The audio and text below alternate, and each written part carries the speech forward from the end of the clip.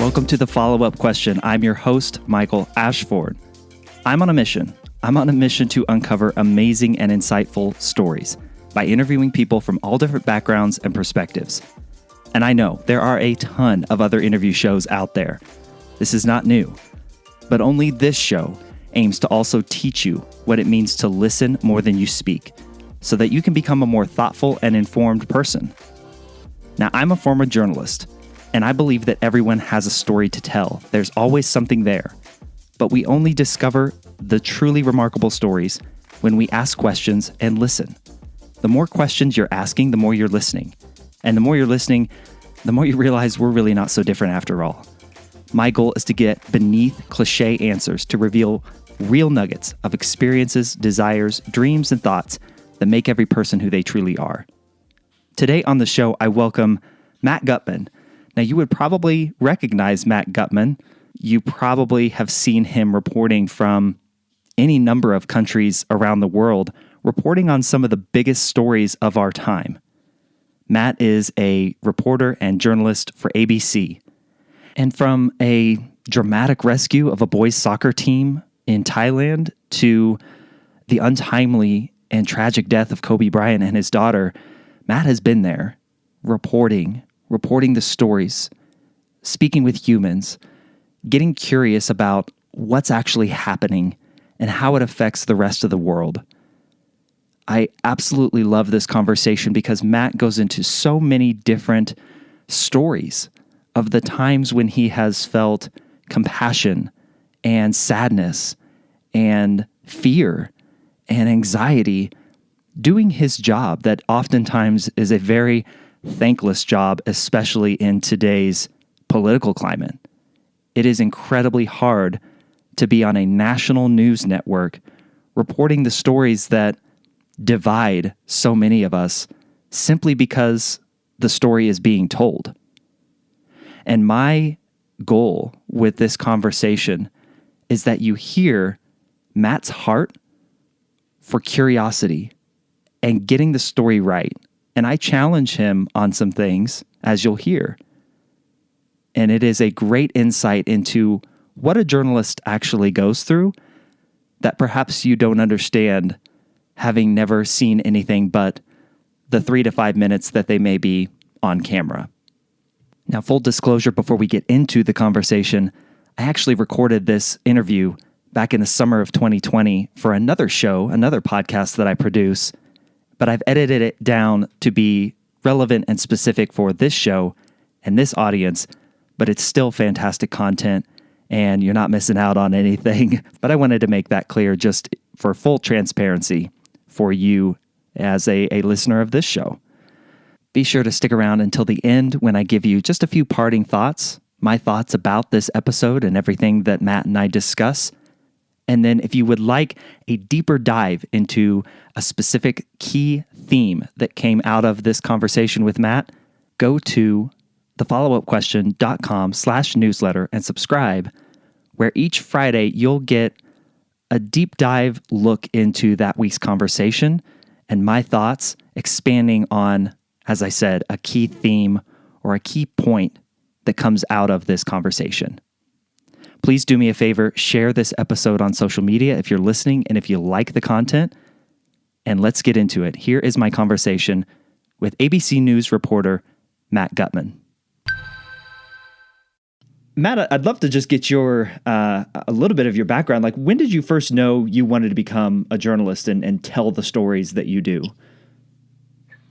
When I did pretty badly on the LSATs, not pretty badly, but badly enough to know that maybe the law wasn't for me. I mean, I got into law schools, but I didn't really know what I wanted to do after college. And I had an ex-girlfriend who recommended that before law school, well, after I graduated and before law school and after taking the LSATs, I should go to Argentina because that's where her family was from. And she thought it'd be really cool if I had some time. And I did.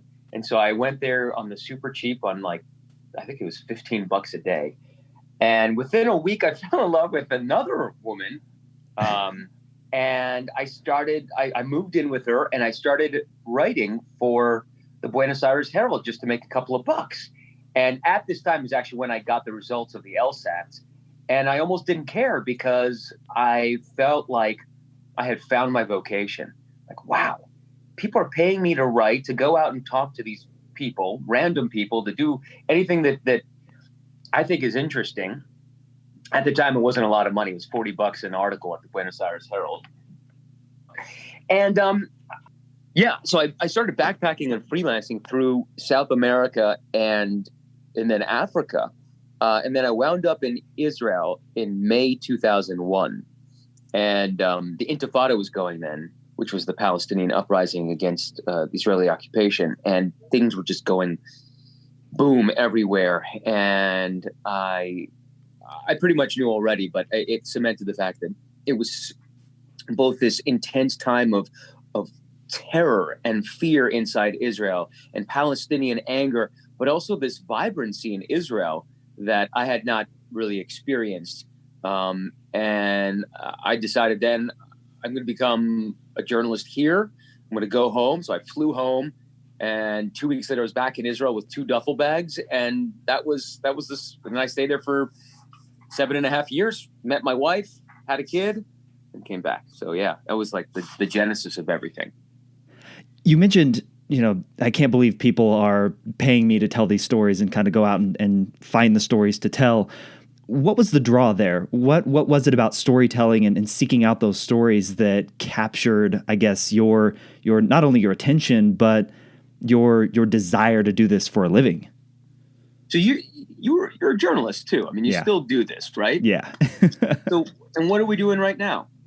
We're talking and telling stories. You're curious, right? We're curious. And I bet you were curious when you were a 5-year-old, right? You asked people questions and you went play, or you were kind of, looking around and wondering about the world. So that was me. I was, I'm sure, the most annoying and horrific child, but I was incessantly asking people questions and talking to anybody I encountered. And it's the same thing that my producer sometimes say is ridiculous. They're like, why are you wasting your time talking to this person? Because you never know. And I've had some of the most amazing scoops in my career just by talking to random people and learning things. And I always have done it. I have always enjoyed it. And it is the fuel that keeps me going as a journalist. So I've known this from the start. And then once I got a little bit older, I realized it's not just talking to people, but it's collecting experiences, which really drives me and makes me so excited and wide-eyed at the world. And that's what I'm always looking for. That's my high, is to be wide-eyed again. And it was when I was younger, when I started journalism more than 20 years ago, everything made me wide-eyed, right? Going on a plane from Buenos Aires to Foz de Iguaçu in Brazil to go to this tri-border area that was completely lawless. That made me wide-eyed. And now the bar is a little bit higher, but it's pretty cool that I have a job with ABC that enables me to travel and talk to people and tell stories for a living. What were some of those stories where your natural curiosity, what are some of those stories that stick out to you where your natural curiosity took you, like you said, to some of those meaningful stories that you got to tell? Can you think of any that come to top of mind? Yeah, there were a couple. So in Iraq in 2003, December 2003, it's already my 3rd trip there after the U.S. toppled Saddam. And I was already starting to do a little thread, because I was a newspaper writer back then. And so I started just asking random people what they would do with the $25 million reward that they would get if they captured Saddam. And we were talking to unbelievably poor people. Saddam had destroyed that country, and anybody who was an ethnicity other than Sunni was really hammered. So we were in Mosul, which is in the north of Iraq, and talking to some Kurdish farmer. And he's literally a guy we found out in the fields. We were asking directions. We stopped, and I'm like, oh, let me ask the guy my question, which I asked everybody, because I always like to see how people respond and engage even the randomest people. And so through the translator, I asked him, what would you do with the $25 million if you had information leading to the capture of Saddam? And he said, Wallah, it is not even important anymore. I'm like, what? He's like, yeah, I was, Saddam has been caught. What? Yeah, I just watched it on Al Jazeera in my hut. The guy had a hut, but he had a satellite dish affixed to it, which broadcast Al Jazeera, which was then like, it changed the entire dynamic in the Middle East and how everybody received information. And so we were informed of the biggest piece of news in a decade at that point, that Saddam had been captured in that spider hole in Tikrit, which is about 2.5 hours south, by a shepherd with a couple of sheep or goats or whatever it was. So that was a good one. And a more serious one is Trayvon Martin. So that was a story that nobody really wanted to do back in 2012. But my producer and I went up there, and I'm like, I'll just write a .com. I'll just write an article about it. I don't care. I feel like we've got to get this out.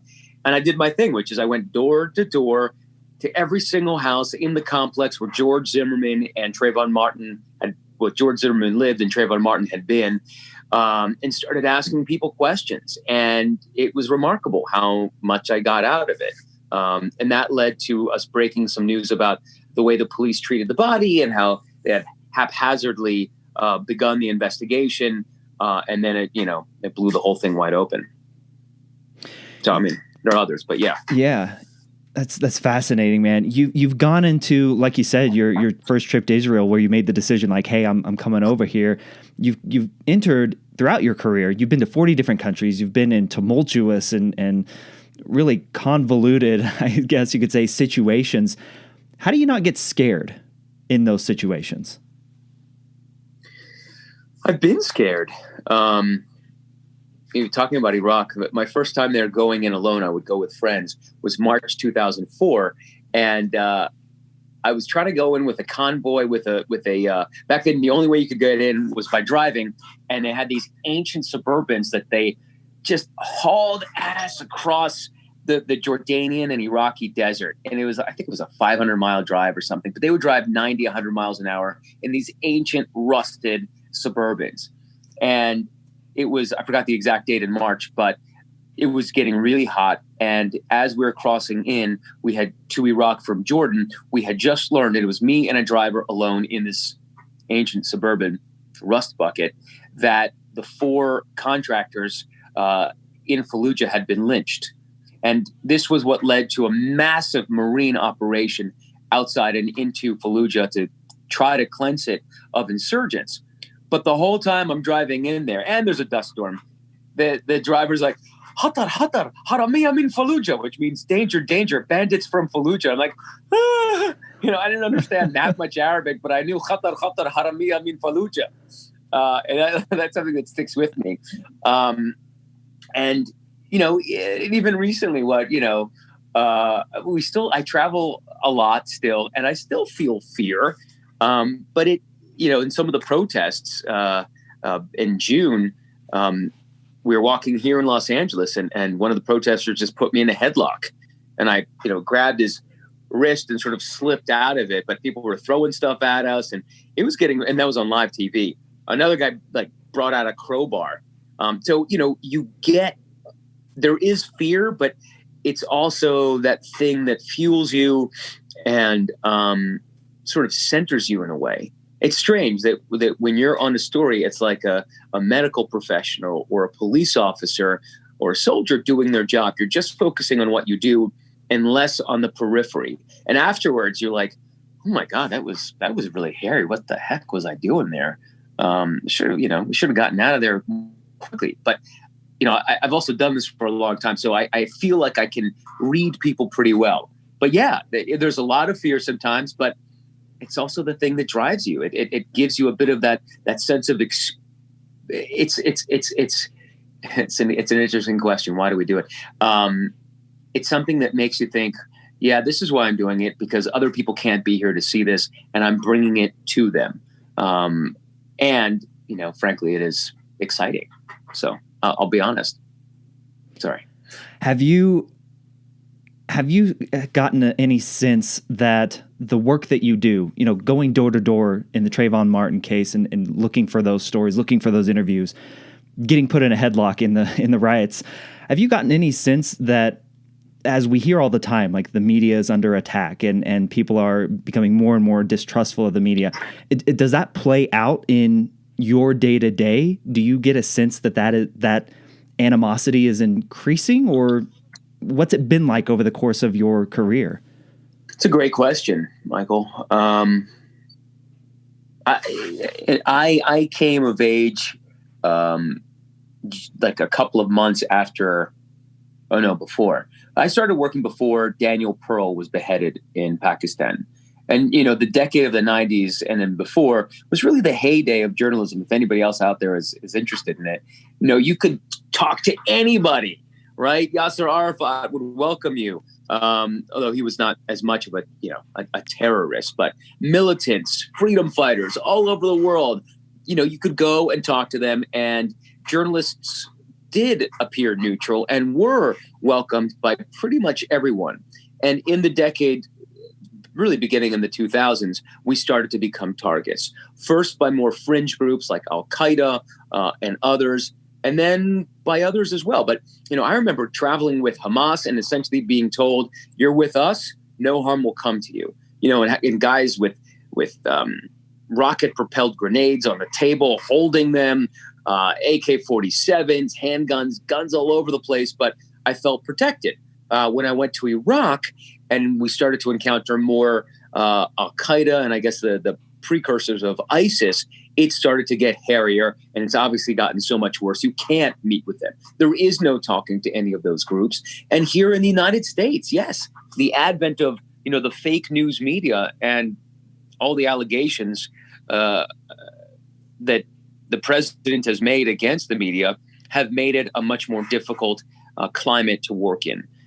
Still, I think most people, if you speak to them in a way that they want to be spoken to, which is humbly and respectfully, they want to tell their story. Americans love talking if you engage them in the right way. And I still think that by and large, they trust journalists enough to say, well, I'll tell you your story. Maybe they'll give you the caveat of, well, I know you're going to twist this, but here's what I have to say.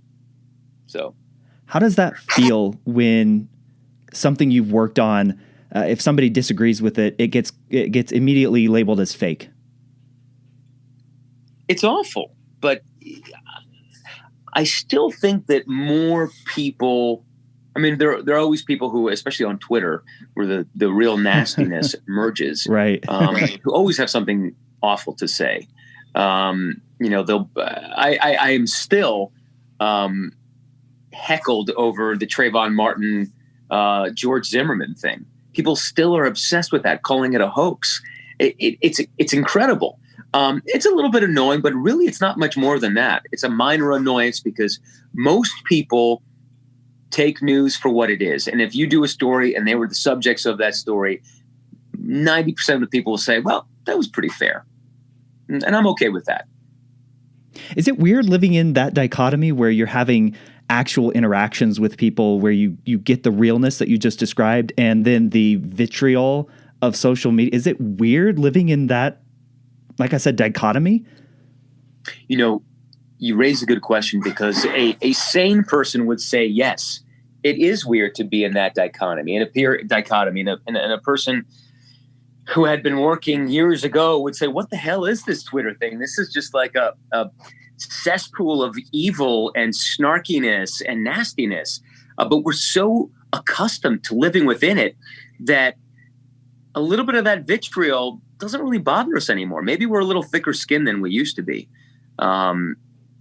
But it's a really interesting question.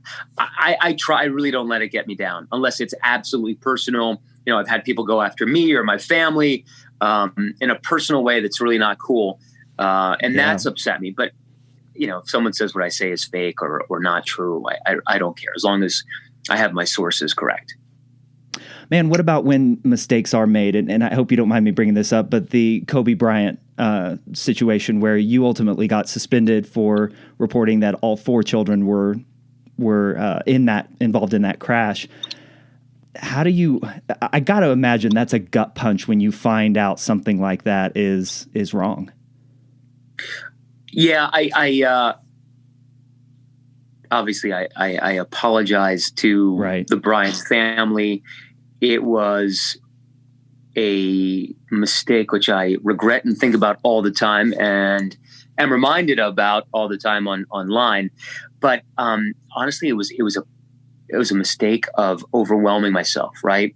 I hadn't vetted that piece of information, but I had so much coming in.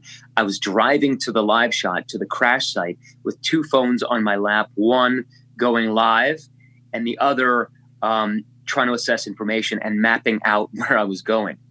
And it was just a complete brain disturbance and a terrible mistake. It was a small slip, but it obviously had huge consequences for so many people. So it was pretty awful, and it continues to be pretty crappy. If somebody is, let's say, a journalism student right now is looking to get into journalism, I mean, what advice would you give them when we've all made mistakes, right? I mean, I made mistakes as a journalist. I still make mistakes as a father. Like, what advice would you give that young journalism student who is, especially during this time, maybe scared of getting into the work because of everything we've been talking about up to this point, in that moment where they make a mistake?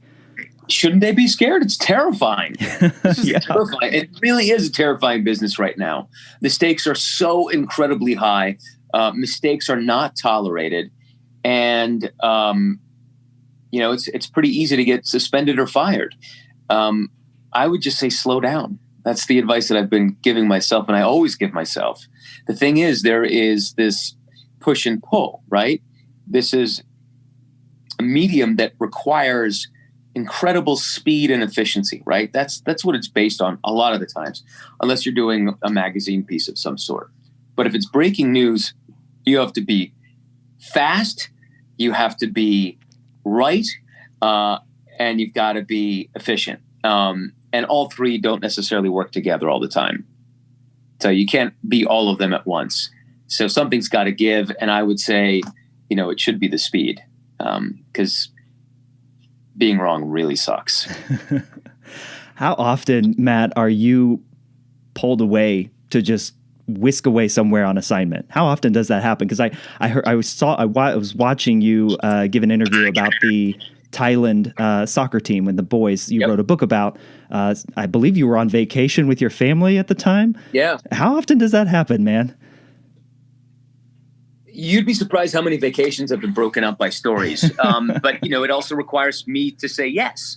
And that's sort of the mentality that I've had with ABC and everybody I've worked with. When they say jump, I say how high. That's just how I'm geared. So it happens enough that I have go bags stashed in my car, in the house, and in the office. I have to be ready to go at any time. And literally, when I think there was the 737 MAX that crashed in Ethiopia, I think I had 2 hours to make it to the airport, and I totally did. I've done stuff like that from the office, and even less time for a flight. I think during the Bataclan attacks in France, I made it to the airport in like 70 minutes, from start to go to like being on the plane, which is an international flight. So that's pretty fast. And like getting all your stuff together, booking the ticket, getting to the airport. And I've actually forgotten my passport once. My wife had to drive it to the airport, which was pretty awful. But yeah, no, it happens a lot. It's like part of the territory. But, if it's a big story, you want to be there. You're okay being interrupted because all you want to do is be at that big story and be a witness to history. Those big stories, like the rescue of the boys soccer team in Thailand, as a father yourself, how do you separate yourself from the moment and from being involved in the emotion of the story? And like you said, just wanting to tell the story and bring it to people who obviously aren't there. How do you, is that difficult? It's not difficult because I think I'm really used to it at this point. Yeah. But you have to find the right ingredients, right? Because if you can't insert yourself into the shoes of the parents who are waiting for their children, who are stuck inside that godforsaken cave and from whom they haven't heard in 10, 12 days, if you can't empathize with them, you shouldn't be out there, right? On the other hand, if you put yourself too much into it, you can become over-involved personally. And that's not only dangerous to you, that's dangerous to your reporting, which is, as we know, has consequences. So there's a really fine line. So I do try to think of myself as a father, as a human being, and feel as much pathos and sympathy as I possibly can without overwhelming those senses, because I've still got to be a reporter on the ground who's got his wits about him, who's got to make deadline, who's got all these other requirements that he's got to meet and obligations, in addition to being a decent human being. But like one of my mottos in being a journalist in general is, I mean, I guess I can say this, it's a podcast. Don't be an asshole. Just don't be an asshole. Be a nice, decent person, and things will generally work out. Is that a motto written down anywhere, or where did that come from? Yeah, it's scrawled over my living room. No, I just and that's my philosophy with the kids too. Like that's the most, I don't honestly, I swear to you, my daughter's going into 6th grade. My wife and I have not looked at her 5th grade report card. We only knew that she made honor roll because we got a letter from President Trump, and those pro forma letters that get sent out by the millions. But that's the only reason. That's the only way we knew. We do not care. I just want my kids to be decent human beings and not to make other people miserable. And as long as they do that, I am happy and content with them. Now, you have 2 kids, is that right? 2 kids, yep. What do they think of Dad's work? They're so used to it. My sons, both of them have never known anything else. So it's strange, when I leave the house, initially my son it was harder with him. He's 6. My daughter is 12, but now they're both, now that he's older, it's like, okay, Dad's going for a couple of weeks. Bye, Dad. That's it. And I'm out the door, and, it's throw hugs but very rarely tears. They're pretty used to the coming and the going. And my wife is too, although it's been hard. It's a really hard part of the job is leaving your spouse, which means that she's had to go. And you probably knew this. I don't know if you were married when you were a reporter, but you miss a lot of stuff. You miss dates and engagements and with friends. You miss PTA meetings. You miss school plays. There are a lot of things that I've missed out on. That said, I try to make it to almost everything that I possibly can. And I make enormous efforts, like, taking red eyes back overnight from, I think was it the Ethiopia? I don't know. I've flown from like Africa home, like a 37-hour trip just to be there for, I think it was my daughter's 2nd grade play, which was awful. It was so bad. But, you got to be there because nobody remembers, but you have to be there if you can. So I try. What's your process when you get home? Is there some sort of, I'll call it decompression that happens, or are you just on to the next thing? It's so interesting because my wife used to call it reentry. You're, as a journalist, you're used to having this massive collaboration, right? There are all these people around you, and it works like a military unit, right? Everybody kind of knows what they're doing, and it's as they say in Hebrew, it's tick-tock. Everything's just functioning like clockwork. And if it doesn't, people hear about it. And at home, it's actually more chaotic, and it's harder to herd everybody. And so me, as being a super fast-paced person who is really good 99% of the time at getting things done efficiently and accurately, and very quickly done, coming home is a different pace. And so my wife used to have to remind me to slow down at re-entry, just be part of the family because everybody else has moved on. And I'm coming back in as a semi-outsider, especially if it's a trip, if it's a couple of days, it's nothing. But, I've been away for 3 weeks or more. And it takes a lot of sensitivity to come back home. And, I've been doing this for a long time, but I still have work to do, but I've gotten a lot better over the years. But it's a practice. It's a practice.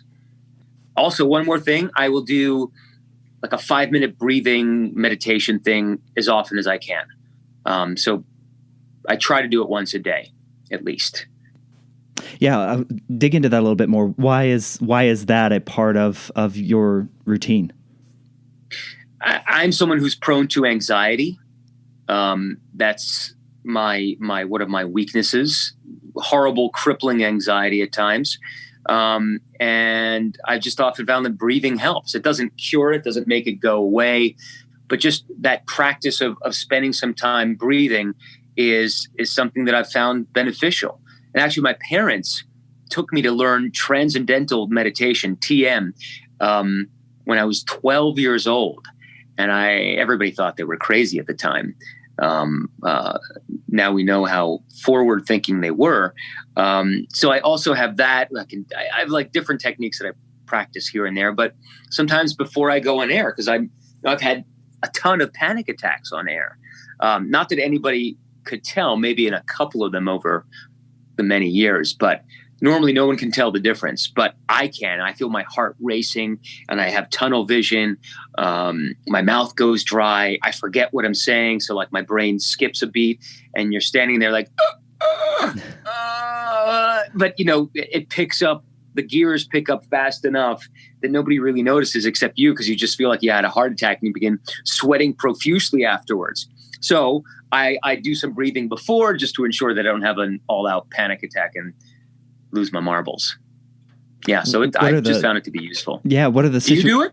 I do daily pauses. Okay. Usually right after my workout to kind of bring myself down from the workout. What is the pause? What does it comprise? I'm very much the same way in that I'm going a mile a minute. I've got so many different ideas and things that I want to do on my mind, and post workout, flooded with endorphins and want to go get everything done. The rest of my family, that's not always conducive to, where they're at. And so bringing myself down from that, recentering what needs to get done during the day versus what I really want to get done, like all the things. It helps me. It helps me to pray during that time, even if it's just a little bit, to just kind of collect myself before I go and face the rest of my day. Cause I work out first thing in the morning. Right. So, I think more and more people are understanding the value and benefit of that. And for somebody in as difficult a situations as you are, it's interesting to hear like panic attacks on air. When are the situations where that happens? What are some of the ones that you can think of where that's taken place while you're on live on camera? I don't know if I've spoken about this before, but for me, and I'm being very, very open here, exposing myself, but for me, it's the expectation of perfection, which is the hardest thing to do. So it's worse when I have, just very short hits. It's like 15 seconds or 20 seconds or 15 or 20 at the top and then at the bottom, as your piece begins and then afterwards. And you're expected to perform flawlessly. And that expectation of perfection is what makes me mad. Now, if you ask me to talk for 10 minutes straight without a break about a given topic, and there is because there will be no expectation of perfection, I will more than likely knock it out of the park. That is so much easier for me because I know I can always talk. I know I'm intelligent enough and well-read enough to be able to find something in the well of knowledge that I have to be able to insert in there that would be mildly interesting. But ask me to be perfect, it makes me really nervous. So yeah. Agreed. High achievers. You too? For sure. Yeah. And that desire to be perfect, and a lot of times it's not only the expectation, but the desire too. Yeah, that's well said. Man, Matt, it's crippling sometimes. It's very interesting. What do you want people to know about not just your life, but the life of a journalist who's involved in reporting the major events that go on in the world? What do you want people to know? It's interesting. I think that we really are, at least I'll speak for myself, that I am really curious about people. And that's why I do it. I did not want to be a TV correspondent. Back in the day, I looked down upon TV correspondents. I wanted to be a New York Times reporter. And that was not the path that I that I had. Actually, is today the 3rd? Oh, today's the 14th, right? Yeah. So yesterday, 15 years ago, was the first time I actually did anything on air with ABC News. Oh, wow. And I did a radio hit from a rooftop of a synagogue that was being evacuated during a massive evacuation of the Gaza Strip in 2005. And actually, I have a picture up here of it. I was going to tweet it out. I'm going to send it out today. And I was the only reporter on this who managed to get up there. And then the Israeli settlers refused to leave the Gaza Strip, and they had ringed the roof with barbed wire, and they had created these makeshift paint bombs and stink bombs and all this crap to throw on the Israeli soldiers who were trying to evacuate them. And then the Israeli soldiers brought these, it was pretty clever, these containers, like shipping containers, 40-footers with doors.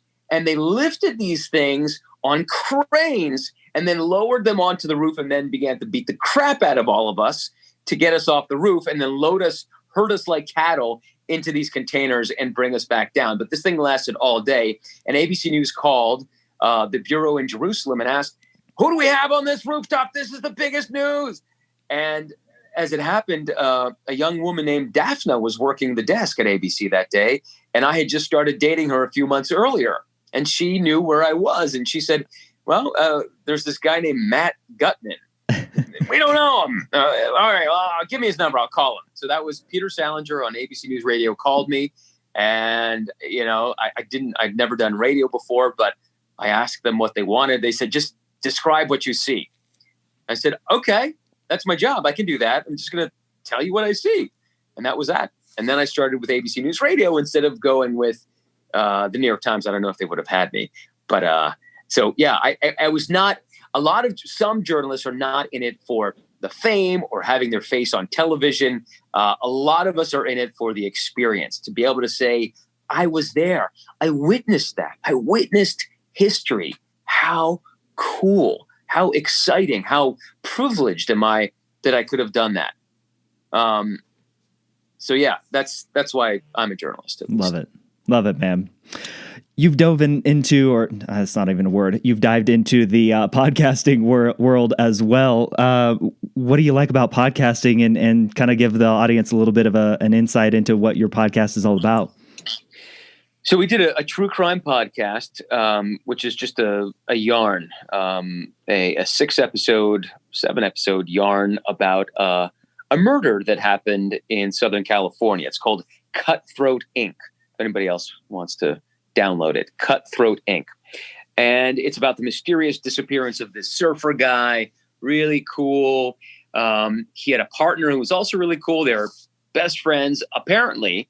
And then things didn't end up so well for one of them. One of the guys ended up traveling the world, sending back messages and pictures from the Galapagos and South Africa and India and Cyprus and all these places. But I don't want to give everything away, but there is money involved, gold involved, a real life Playboy playmate for real, and unbelievable shenanigans in Vegas. So it's a fun story. It's a sad story. And it's a story that we don't quite yet know the ending to officially, because one of the guy's bodies has not yet been found. So I'll leave it at that. I saw Hopefully, Cutthroat Inc., people. I saw the clip where the guy says, hopefully one day I'll be able to help where his body is at. And he's like, I can't say right now. That's so weird, man. It is weird. It is weird. The guy's a piece of work. Well, besides watching you on, on the TV, wherever the major world events are happening, how can people connect with you, Matt, and just follow along with your work and what you're doing? I'm pretty active on Instagram, and because I'm an old man, I'm not able to do I do a little bit of tweeting. I don't do Facebook. I just send most of my stuff from Instagram to Facebook, and I tweet some. But if people want to know what I'm up to, Instagram is the best place. Matt Gutman ABC on Instagram, and I will link that up in the show notes. So, and that's how we found each other. Absolutely, man. I'd respond. So, well, hey, this has been fantastic. What's the last piece of advice that you would like to leave for our audience here today? Okay, well, let's narrow the question down. like for anyone, I mean, I don't have any advice to impart, because I'm sure these people out there are accomplished and smart. I don't know. Just be kind is honestly, it's my motto. Don't be a dick. Being nice to people has led to the greatest successes in my life. So I'm very grateful for the curiosity in people and the desire to make people happy, which has led to great things for me. So yeah, or good things. I love it. If I had any advice to impart, that would be it. But I'm not someone who dispenses with advice too much. So spoken like a true journalist, man. I appreciate it, brother. Thank you so much for your time. I know you're busy, but this was fun. I appreciate it. Michael, it was such a pleasure. Thank you so much. I'm glad you reached out. Yeah, absolutely, man. Take care. Right, Huge thanks to Matt for taking the time to share his story with me and with you. As you heard, he's a busy guy. He's all over the place. So it's pretty cool that he would take the time out to chat with me, and we all benefit. I think we all benefit from hearing what Matt had to say and his experiences. Please do me and Matt a huge favor. Share this episode with someone you know who might also find some value in listening to what Matt had to say today. Share this episode with your network and help spread the good word about the importance of asking more questions. Quick final thought to leave you with. I love what he said when he talked about collecting experiences through talking to people, and that people are curious and they want to tell their story. And by you being curious, by you having that wide-eyed curiosity of a child, you can collect experiences that make you a more learned, more well-rounded, more empathetic human being. Reflect on that this week. And again, be sure to subscribe to the newsletter using the link in the show notes so that you can get my full thoughts on that on Friday. And if you like the conversations with amazing guests like Matt that I have on the show each week, be sure to subscribe so that you never miss an episode. Subscribing also helps the show gain more reach. So wherever you're at, whatever podcast player you're using right now, hit the subscribe button if there is one, and help me out, help this show out. If you ever want to get in touch with me, you can always email me. It's michael@thefollowupquestion.com, or you can go to thefollowupquestion.com and reach out there. I'll catch you on the next episode of The Follow-Up Question. And until then, keep asking questions.